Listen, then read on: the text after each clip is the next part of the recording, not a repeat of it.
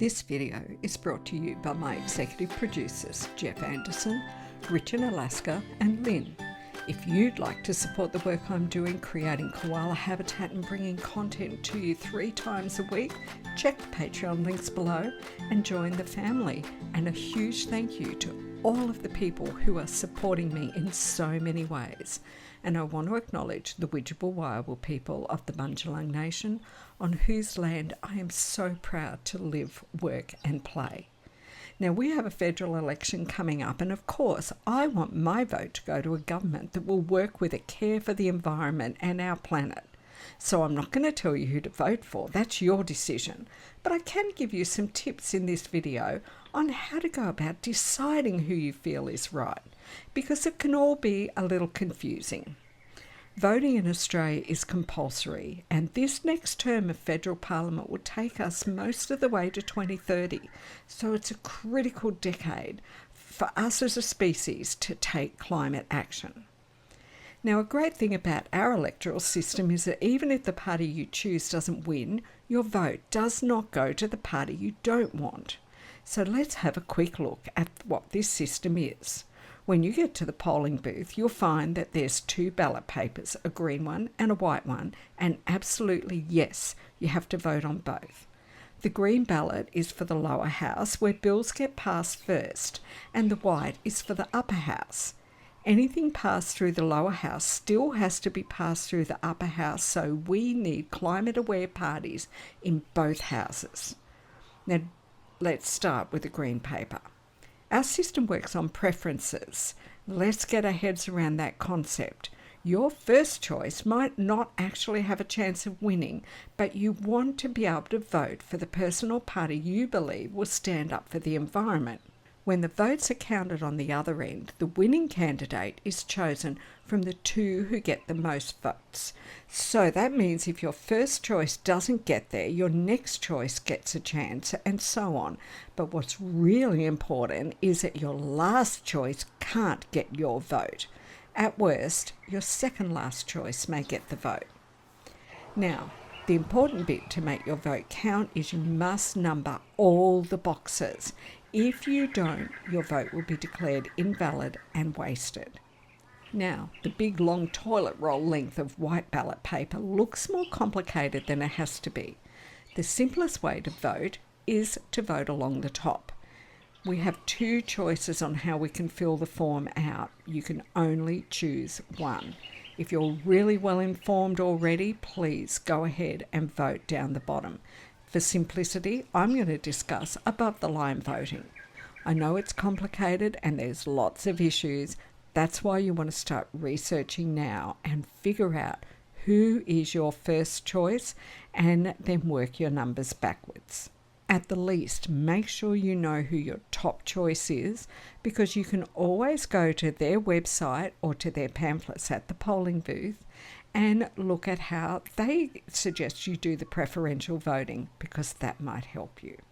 Just don't get tricked into voting for some party owned by a mining billionaire just because you didn't do a little checking first.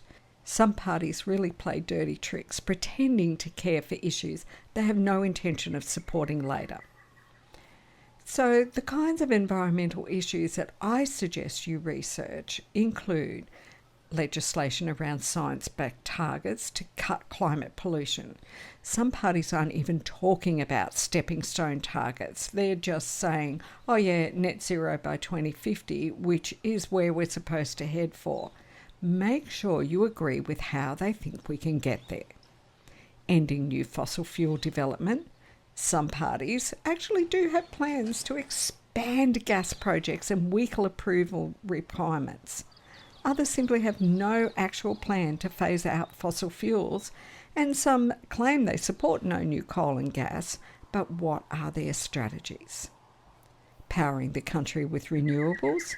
Some parties oppose the use of renewable energy sources. Some are pursuing nuclear power production and increasing coal and gas. Some have significant policies towards reducing renewables, and you need to examine those policies because, some of the renewable solutions being put forward are destroying even more habitat. switching industry to zero-emission fuels. Many parties have no policy. Some support this but don't have much detail. The talk always just centres on reducing pollution limits.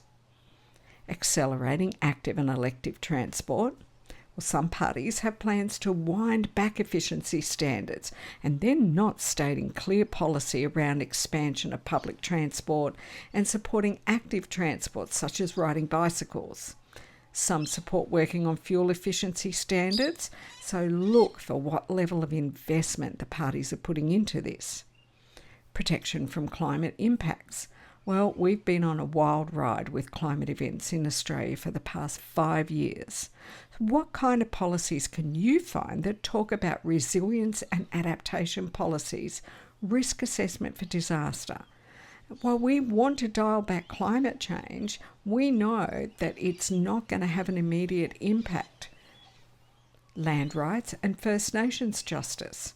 When the First Nations people are acknowledged and returned their land rights, their physical and spiritual relationship with the land and ecosystems results in regeneration and bursting out of biodiversity. There are some amazing papers written on this topic. The more involved our First Nations people become, the better the environment is protected. Now, one of my biggest issues that I don't see any parties talking about are reducing the amount of energy we consume. It's such an unpopular topic. And I don't mean tell people to turn the lights off in their home when they're not in the room. I'm talking about serious policies to greatly reduce energy consumption by industry and consumerism by the people who are driving those industries to use so much energy to create more garbage.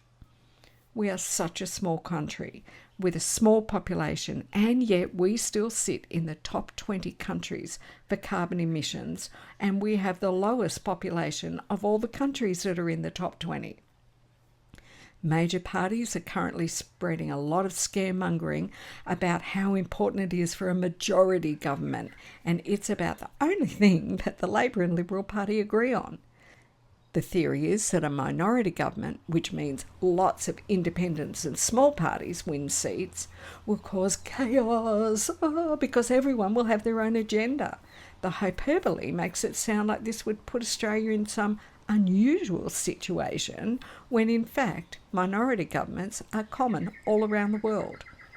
Decision making becomes a power that is shared between lots of parties and independents rather than being controlled by one major party. So one has to wonder, is a minority government bad for the people or bad for the major parties who would have to allow the votes of others to overrule what they want to push through? So do your research. I hope this has helped you to understand how to vote. And guess what? You've made it to the end of yet another Koala Gardens video, so please make sure you smash that like button, and would you write in the comments below, make your vote count for the environment. Another great way you can support what I'm doing is anytime you're looking for something to buy. A hoodie, a hat, a t-shirt, a coaster to put your glass down on, whatever it is, go and check out my Redbubble store. Look at the beautiful designs there that I've made from photos I take of your beloved koalas, and see if you can't find something that's just perfect for your needs.